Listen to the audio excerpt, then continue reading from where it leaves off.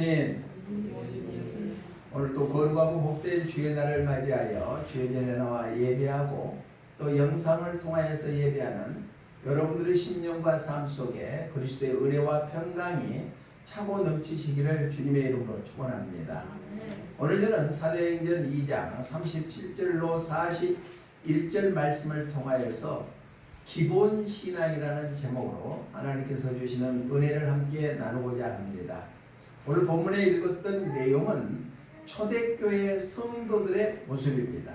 그러면 초대교회는 최초의 교회고 또한 모든 교회의 모델이 되는 교회가 초대교회입니다. 그 초대교회는 기도에 힘썼으며 말씀 배우기에 힘썼고 모이기에 힘쓰는 교회라고 우리가 읽지 않았지만 42절에서 말씀하고 있습니다. 아주 이상적인 교회가 초대교회였죠. 그러면 그 교회는 또한 사랑을 베풀고 재산을 팔아서 구제하고 그리고 사랑을 실천하는 교회가 초대교회였습니다. 많은 주위로부터 칭송을 받을 뿐만 아니라 믿는 자가 하루에 3,000명이나 되는 부흥의 역사도 이루어지는 교회가 바로 초대교회입니다. 그러면 그 초대교회 성도들이 어떠한 신앙을 가져서 기본적인 신앙을 가졌기에 그렇게 이상적인 교회가 되고 칭송받는 교회가 되고 날마다 구원받는 자가 더해가는 그러한 교회로 우뚝 섰는가 말씀을 통하여서 우리가 듣고 우리들도 기본 신앙의 충실함으로 말미암아 우리의 삶이 하나님 보시기에 아름다운 삶으로 이어져 가시기를 주님의 이름으로 부탁을 드립니다. 제가 최근에 읽은 책 중에 모든 것이 기본으로 시작된다 라는 책을 읽었습니다. 이 책의 저자는 세계적으로 아주 축구로 유명한 손흥민 선수의 아버지 손정웅이라는 축구 감독이 쓰는 책입니다. 모든 것이 기본으로 시작된다. 여러 가지 내용이 있지만 그 중에서 가장 감명 깊게 와닿는 것은 자기 아들 둘을 축구하란 말도 안 했는데 어느 날 아빠 우리가 축구하고 싶어요. 초등학교 다닐 때 그 얘기를 듣고 훈련을 직접 시켰는데 다른 거 기술을 가르치지 아니하고 기본만 7년 동안 가르쳤다. 기초 실력만. 그러면서 하는 얘기가 대나무는 왕성해서 비바람이 몰아쳐도 쓰러지지 않는 것은 5년 동안 땅 밑에서 뿌리를 양육했기 때문에 대나무가 죽순으로 나서 바로바로 성장해 가지만은 흔들리지 않는 것처럼 기본이 충실해야 된다. 두 번째는 바로 자기 자신이 직접 1년에 책을 100권을 읽은대요. 놀라지도 않아요. 여러분들은 한 권이나 10권이나 읽으실까? 그런데 100권을 읽은대요. 왜 읽냐? 운동하는 사람들이 전부 다 무식하다고 편견이 있는데 그 무식하다는 것을 떨쳐버리고 자녀들한테 어떻게 영향을 미칠까 해서 책을 1년에 100권을 읽는데 한 번 읽는 것이 아니라 중요한 책은 3번을 읽는다는 얘기입니다. 그리고 한 번 읽을 때는 중요한 부분에 검정걸로 색칠을 해서 밑줄을 치고 2번 읽을 때는 파란색으로 밑줄을 치고 3번 읽을 때는 빨간색으로 밑줄을 치고 그것을 3번 읽고 난 다음에는 독서 노트를 만들어서 필요하는 것을 자기가 직접 독서 노트에다가 기록해 놓고 그 중에서 100권 읽은 중에서 3권을 선택을 해가지고 그 책을 얘들한테 읽을 수 있도록 독려를 한다는 얘기입니다. 자기가 직접 읽어보고 이 책은 자녀들한테 도움이 되겠다 해서 읽게 만든다. 또 3번째 감명 받은 것은 어떤 것이냐? 자, 축구는 기술로 하는 것이 아니라 스포츠는 훈련할 때도 기술로 하는 것이 아니라 먼저 인성을 배워라. 훌륭한 인성을 가져라. 그 다음에 인생을 살아갈 때 겸손하고 감사하는 삶을 살아라. 그러면서 성실하게 살아라 하는 것을 가르쳤다. 그래서 아들들을 축구 훈련을 시켰을 때 볼을 30개를 사갖고 훈련을 차게 만들어서 훈련을 시키면은 얘들은 쉬는 시간에 쉬라고 아버지가 직접 흐트러지는 볼을 다 모아놓고 또 주변 정리를 싹 해놓고 다음 훈련을 대비했다는 거예요. 손흥민 선수가 오늘날 어느 기자하고 인터뷰할 때 이렇게 풀타임으로 뛰면은 피곤하지 않느냐, 지치지 않느냐라고 물어봤을 때 이렇게 대답했대요. 우리 아버지는 내가 훈련할 때 같이 뛰고 같이 훈련했습니다. 내가 힘들고 어려울 때 우리 아버지 생각을 하면은 내가 지칠 기력도 있지 않습니다. 라고 자녀에게 본이 되는 아버지였다. 자, 부모님들 이 말씀을 듣고 느끼는 것이 있었으면 좋을 것 같아요. 그래서 기본이 모든 것은 기본으로 시작된다. 한번 서점에 가면은 책이 있습니다. 나온 지 얼마 안 됐습니다. 한번 사서 읽어보시기를 바랍니다. 우리 신앙생활도 마찬가지입니다. 기본이 튼튼해야 흔들리지 않습니다. 그런데 기본이 튼튼하지 않냐고 기본 신앙이 무너져버리면 모든 것이 무너져버린다. 초대교회 성도들은 기본적인 신앙을 가졌기 때문에 그 초대교회가 이상적인 교회가 되고 또한 교회의 모델이 되는 것처럼 우리들도 이양 신앙생활을 할 바에야 아주 하나님이 기뻐하시는 신앙인으로서 거듭나시기를 주님의 이름으로 축복합니다. 그러면 초대교회 교인들은 어떠한 신앙을 가졌길래 기본적으로 기본 신앙이 탄탄했느냐? 첫 번째로 우리 보면 37절 말씀 한번 읽어봅니다. 37절 시작. 그들이 이 말을 듣고 마음에 찔러 베드로와 다른 사도들에게 물어 이르되 형제들아 우리가 어찌할꼬 하거늘 어찌할꼬 했다. 어찌할꼬 이 말은 바로 회개 신앙으로 무장했다. 오늘날 예수님을 믿는 사람들이 회개하라는 싫어합니다. 왜? 나같이 정의롭게 살고 남에게 피해 주지 않고 살아왔는데 나보고 회개하라고? 그렇게 의문을 제기하는 사람들이 있지만은 우리는 끊임없이 내 마음속에 죄악이 용수넘치고 있다는 얘기입니다.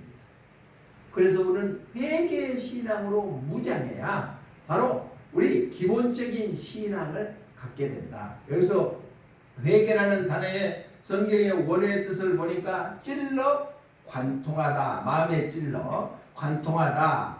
회개는 바로 메타노에라고 하는데 생각을 바꾸다, 방향을 돌이키다 하는 것이 회개입니다.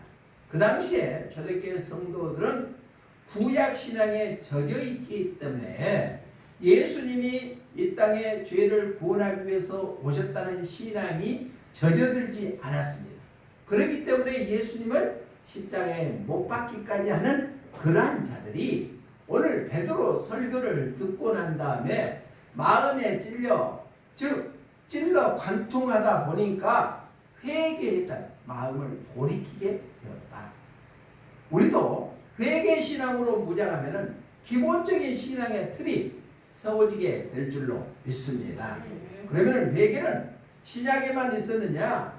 구약에도 있었다. 창세기에 보면은 하나님의 말씀을 저버리고 하나님의 말씀에 불순종함으로 인해서 하와가 하지 말라는 동산 가운데 있는 실과를 따먹고 부끄러워서 하나님의 낯을 피하고 있었을 때 하나님께서 너가 어디 있느냐 하고 찾으셨어요. 너가 어떻게 했는가 돌이켜라. 그러면서 하시는 말씀이 왜 선악을 알게 하는 열매를 먹지 말라고 했는데 먹었느냐? 그렇게 말씀하는 것이 그때부터 구속사의 시작부터 회개를 촉구를 하셨다는 얘기입니다. 신약에 와서는 구약의 말에 최초의 선지자는 침례 요한이 외치는 것이 마태복음 3장 7절로 10절 말씀에 보면은 회개에 합당한 열매를 맺으라 라고 말씀했습니다. 우리 함께 읽어봅니다. 시작. 요한이 많은 바리새인들과 사두개인들이 세례 베푸는 대로 오는 것을 보고 이르되 독사의 자식들아 누가 너희를 가르쳐 임박한 진노를 피하라더냐.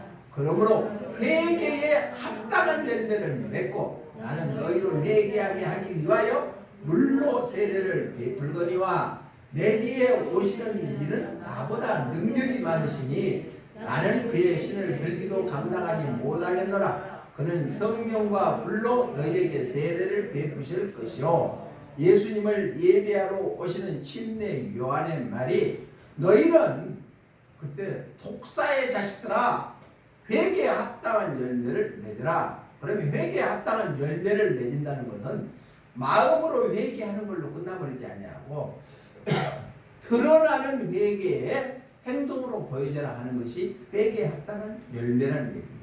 또 예수님께서 공생애를 시작하실 때도 첫 마디가 회개하라 천국이 가까웠느니라 말씀하셨습니다.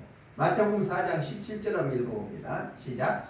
이때부터 예수님께서 비로소 전파하여 이르시되 회개하라 천국이 가까이 왔느냐 하시니라. 아멘. 그러니까 예수님도 공생을 시작할 때 회개해라 천국이 가까워졌다는 얘기예요. 그러면 2000년 전이나 지금이나 다를 것 없다고 생각하는데 그때에 비하면 지금은 예수님의 재림이 더 임박해 왔다는 얘기예요.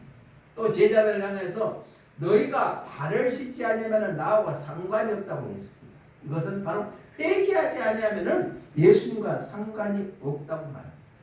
또한 종말 때도 마찬가지입니다. 요한계시록 22장 14절에 보면 두루마리를 빠는 자는 그들이 생명나무에 나오고 문에 들어가는 권세를 얻게 해주시겠다라고 말씀했습니다. 그러니까 회개하는 자가 종말 때도 천국에 들어가게 해주시겠다는 약속의 말씀입니다. 그럼 회개해야 되겠죠. 아멘. 회개의 신앙으로 무장하시기를 주님의 이름으로 축복합니다.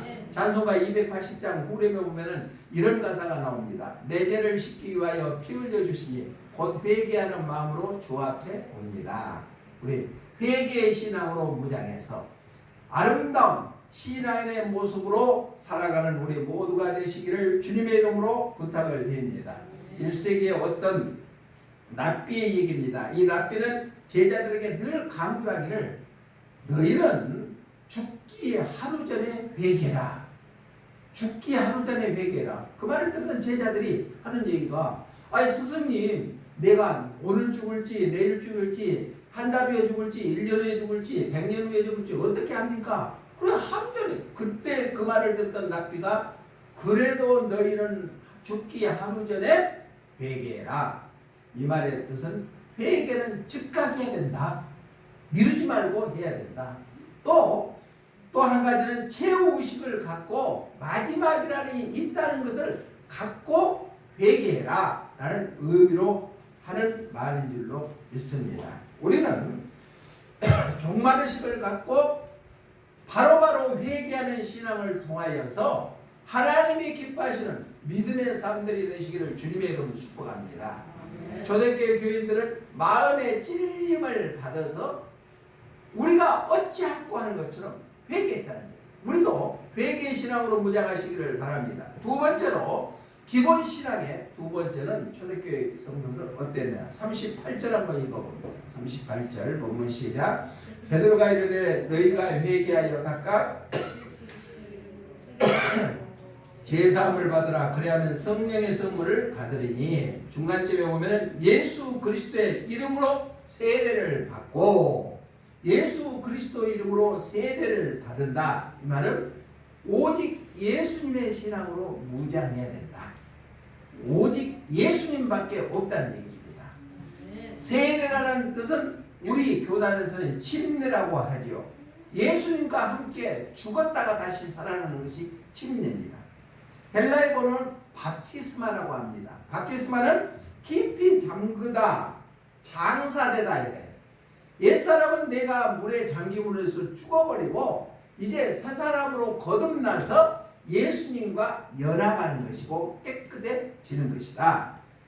죄악이 씻어지고 예수님의 기름 부음이 임했다. 우리가 이제 고등학교 1학년 되면은 침례식을 합니다.